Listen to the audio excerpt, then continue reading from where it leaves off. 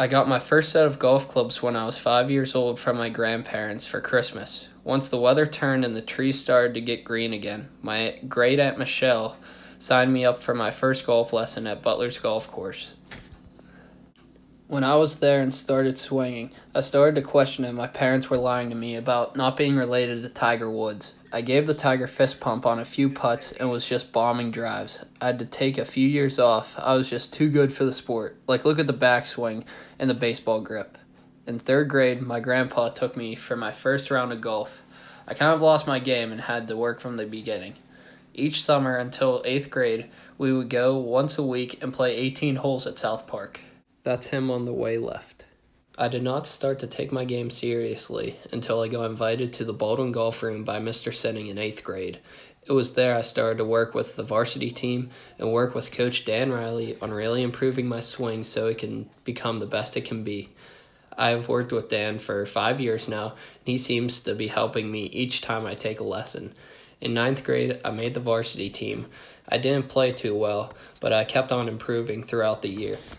It was the summer before my sophomore season where my game really improved. I played in any competitive tournament I could and got numerous private lessons from Dan that summer.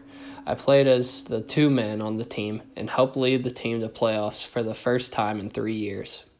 My goal for my junior season was to make it to individual finals since I missed the cut by 2 strokes my sophomore season.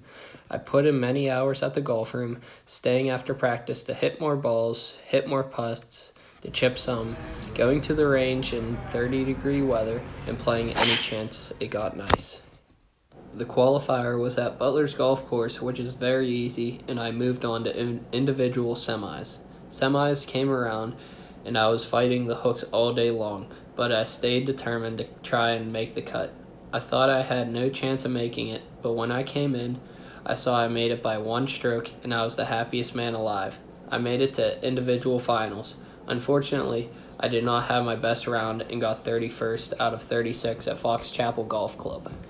This year, I practiced even more than I ever have due to the COVID-19 pandemic. COVID-19 was a true test of my game and dedication where golf courses and driving ranges got shut down. But if life gives you lemons, make Arnold Palmer. I worked with what I had. I went to the McAnulty to practice my chipping and shorter shots. I snuck on to South Hills a few times so I could practice all aspects of my game and just watch countless hours of golf videos just so I could improve my game and stay dedicated any way I could.